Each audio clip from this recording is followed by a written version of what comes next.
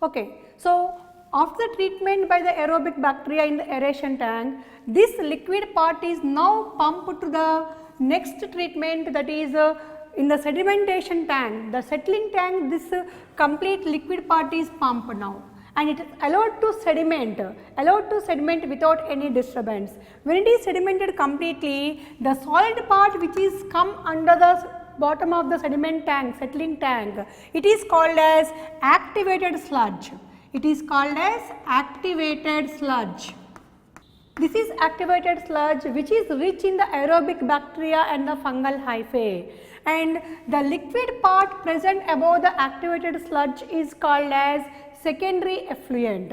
Secondary effluent. Okay. Now after this activated sludge is completely sedimented, a small part of this activated sludge is pumped back to aeration tank as inoculum. So look here, a small part of the activated sludge is pumped back to the aeration tank as inoculum to multiply the aerobic bacteria, so that the process of aerobic digestion is very fast in this step. Then remaining activated sludge is pumped into the next step of secondary treatment, that is anaerobic sludge digester. It is pumped to anaerobic sludge digester, where the action of anaerobic bacteria will come. Now this anaerobic bacteria will act upon the bodies of aerobic bacteria and fungal hyphae and digest their bodies, and during this process a gas is released which is called as biogas, and this biogas is rich in methane, carbon dioxide and hydrogen sulfide. A large component of the biogas produced in this step, anaerobic sludge digestion, is rich in methane and which is inflammable in nature, and this biogas is supplied to the purpose of cooking and as well as lighting of street lights. And the leftover spent sludge, this spent sludge is used as fertilizer. The spent sludge is used as fertilizer, right children? So it is not only purifying the sewage water and also useful in the liberation of an alternate source of fuel, that is biogas, which is a composition of biogas here is methane. Main component is methane 50 to 60%, then carbon dioxide, then hydrogen sulfide, right. And the secondary effluent, which is now having very less amount of the organic waste, is now allowed to release into the rivers and other water bodies. So this is an important role performed by the microbes which are present in the sewage water only. Suppose if this water after secondary treatment, this secondary effluent, instead of releasing into the water bodies, if they want to supply to the domestic purposes, then it has to go for tertiary treatment. It has to go for tertiary treatment for domestic purposes, and this treatment is done in two ways. One is by physical methods treating with UV rays or RO means reverse osmosis, or by using the chemical methods, by using the chemicals like passing the chlorine gas or ozone gas, or using the salt like zirconium and percolate salts. So by these methods, whatever the pesticides like DDT and turbidity of water because of the presence of inorganic substances and organic substances, and still any pathogens are present in the secondary effluent, they are completely removed by these tertiary treatment methods, and now we can use this water for the domestic purposes also, right. So like this, microbes will play a very important role in the purification of sewage water. And do you think any man-made method can replace this role? No, no method which is revealed by man, no artificial method or no man-made method is discovered till now to replace the role of microbes in this main process, that is purification and recycling of the sewage water. I think you followed, children, right. Now we are going to learn about the next one, that is role of microbes in the biogas production. Now children, we are going to learn about the importance of microbes in the biogas production. So biogas is one of the alternate source which is mostly produced in the rural areas where the rearing of cattle is one of the important profession after the agriculture. Right. So, how they produce biogas in large scale, let us see. In the biogas plant, this is the biogas plant diagrammatic representation, and this consists of a concrete chamber which is called as digester. A concrete chamber is constructed which is about 10 to 15 feet, 10 to 15 feet in depth. A concrete chamber is designed, constructed which is about 10 to 15 feet in depth, and this concrete chamber is provided with a lid which is made up of lightweight metal and which is able to float as the gas is produced inside the chamber. And this digester is fed with all the waste material which is collected from all domestic and other factories, which is rich in the leftover plants and animal bodies. It is dumped in this digester, and it is also having one inlet. This inlet is provided with a special chamber where the dung and water, which is called as slurry, is filled and it is introduced into the digester, and this dung is nothing but cattle dung which is called as gobar, and now this gas also called as gobar gas, and this gobar is rich in methanogenic bacteria. So, the production of biogas also depends upon the microbes only, which are called as methanogens, and these methanogens commonly survive in the marshy areas. Their habitat is in the marshy areas, and you know very well that these methanogenic bacteria can also, now we learned about the sewage treatment plant, in that the anaerobic sludge digester contain this methanogenic bacteria which produce the methane gas which is inflammable, and these methanogenic bacteria also present in the ruminant animals. In the ruminant animals like cow, buffaloes, in their stomach, in the rumen, in one of the chamber of stomach that is called as rumen. This rumen contains these bacteria which digest the cellulose, because the cattle feed, the main food product is cellulose only, and these bacteria convert cellulose into methane. Hence these methanogenic bacteria, they fed by mixing the cow dung and water as inoculum for the digestion of this organic matter, which is main component of this organic matter is cellulose. So when this dung in the form of slurry is added to this digester, these methanogenic bacteria, they decompose the cellulose and other organic waste present in this matter and liberate the gas. That gas, as the gas is produced, this lid which is made up of lightweight metal which is called as floating lid, it will slightly move upward direction, and this biogas is rich in methane plus carbon dioxide plus hydrogen. Here the main important components of the biogas produced in this plant is rich in methane. Methane is about 50 to 70% and carbon dioxide is about 30 to 40%, and hydrogen and other gases are about 10%. So the major component of the biogas in this plant is methane, which is inflammable, and this biogas is sent to the different sources like houses and factories and useful for cooking and lighting purpose. Useful for cooking and lighting purpose, and the leftover sludge is collected, and this is called as the chamber which is collecting the spent sludge, and it is used as fertilizer. It is used as fertilizer, which is organic fertilizer, which does not cause any side effects, which is because of chemical fertilizer. So like this, these biogas plants are very essential in many areas, and now it become a small scale industries in the rural areas. And these biogas plants are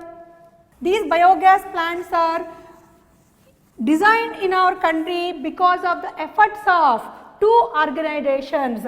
What are those? IARI means Indian Agricultural Research Institute, and second organization is KVIC, Khadi and Village Industries Commission. Very important, children, for the objective sake. So the biogas plants are designed in our country in the rural areas because of the efforts of these organizations IARI and KVIC, and now the biogas production also will reduce the utilization of the non-renewable resources, so we can reduce the pollution also. Is the important role of microbes in the production of biogas. Okay, children, now we are going to learn about the microbes as biocontrol agents. What is meant by biocontrol agents? Bio, using living organisms to control diseases, pests, etc.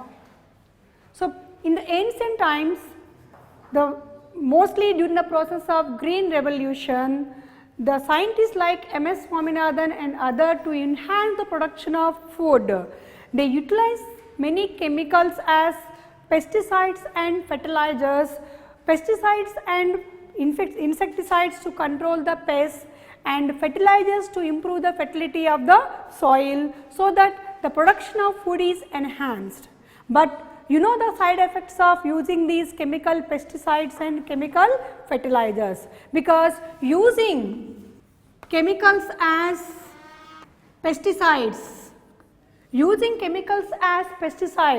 is creating a lot of disturbance in the ecosystems.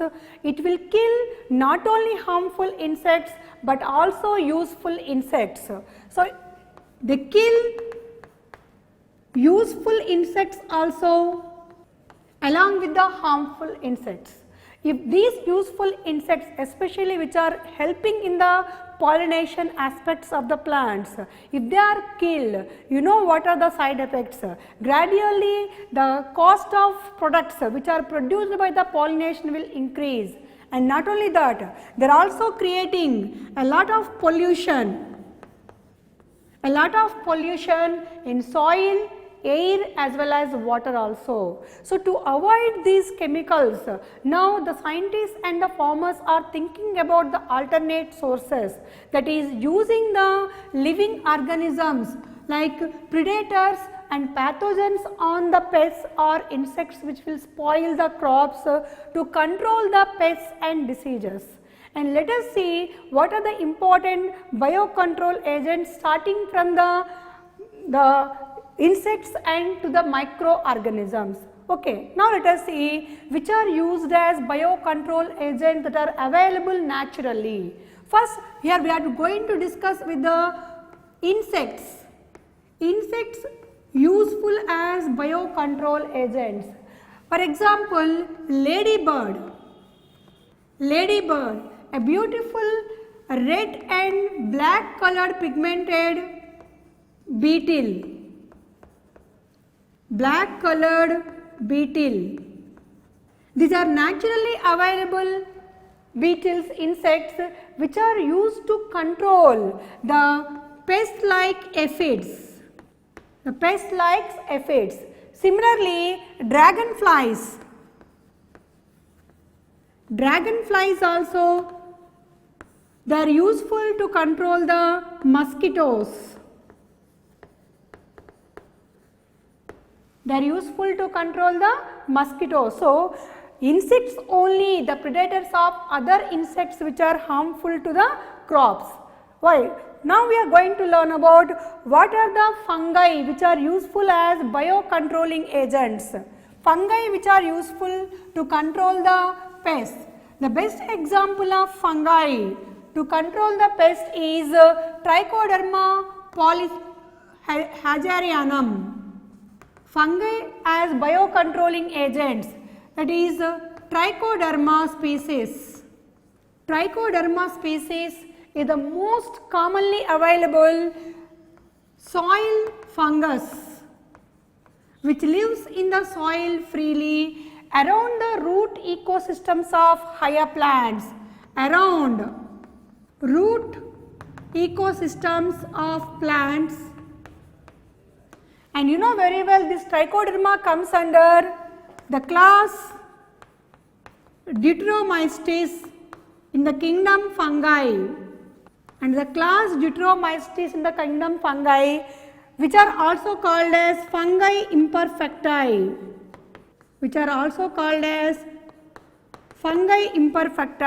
and this Trichoderma is now used as a biocontrol agent, as a natural agent, and it will protect the plants from several plant pathogens.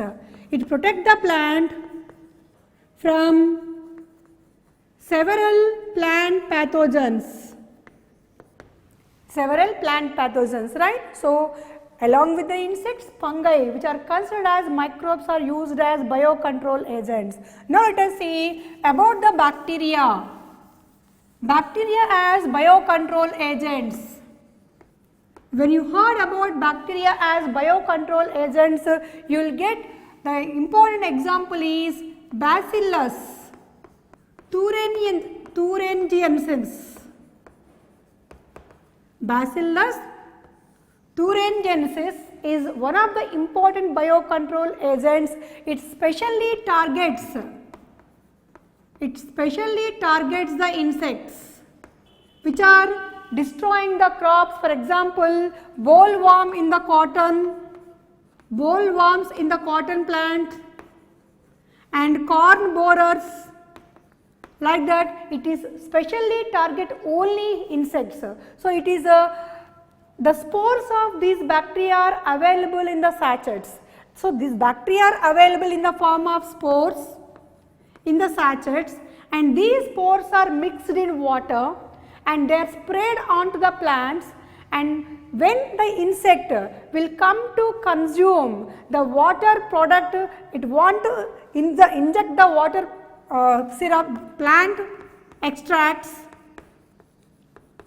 So, when these insects they visit the plant to ingest the plant juices, to suck the plant juices, and these bacterial spores also ingested through the gut, and these spores they release toxins.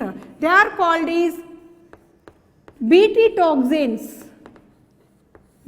as Bt toxins. And these toxins are inactive in the bacteria, but when they are ingested through the gut of the larva under alkaline conditions, under alkaline pH, these toxins become active and they will make holes in the gut of the larvae of these insects and kill the larvae. Like that, these Bt toxins are essential as biocontrol agents to target many insects which are pests for the crops like cotton and brinjal, like anything. But nowadays, because of the technologies developed, nowadays, the genes encoding for the Bt toxins, the genes which are encoding the Bt toxins from the bacteria are isolated and they are directly incorporated in the plant cells by genetic engineering techniques. These genes are transferred to the plants. to plants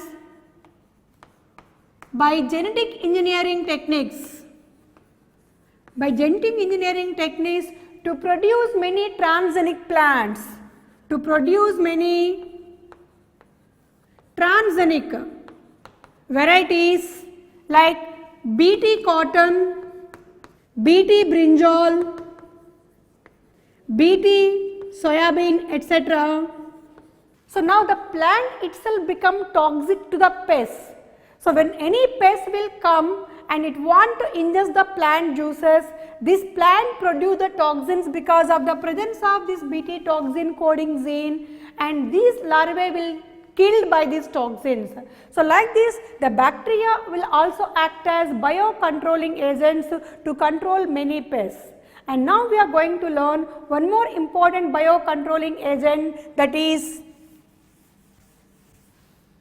baculovirus.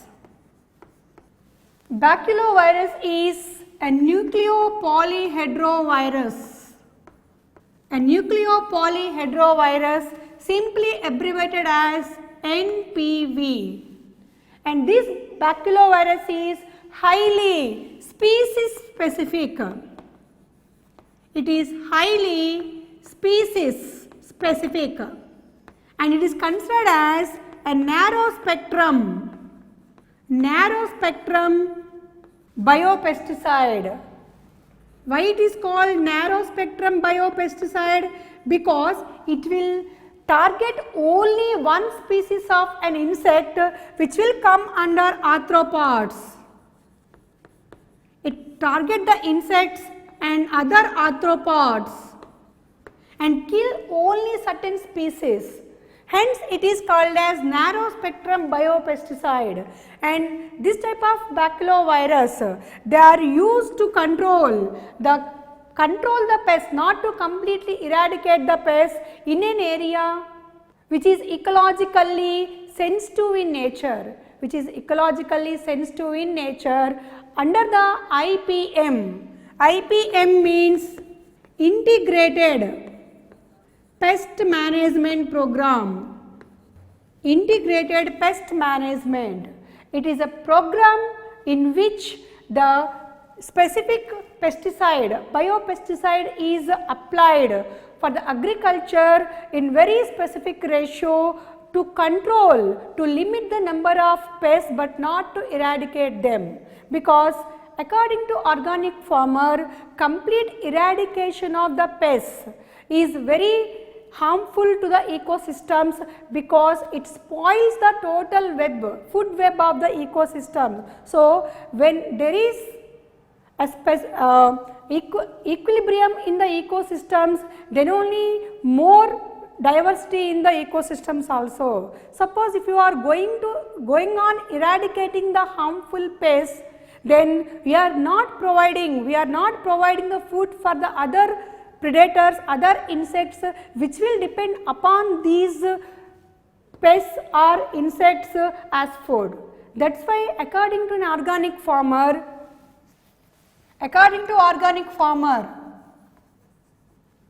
extinction or eradication of pests is not advisable to maintain equilibrium in the ecosystems. We should allow them to a limited number by using the application of either pesticides or biopesticides in a control ratio. Hence, this IPM program is a program which is useful to conserve as desirable pest in an area which is ecologically sensitive in nature. Got it, children? So till now we learned about the importance of microbes as biocontrol agents. Okay, in the next session we are going to learn about the importance of microbes as biofertilizers. Okay? Okay, now we are going to learn microbes in the process of bioremediation. Bioremediation means to control the pollution by using the living organisms.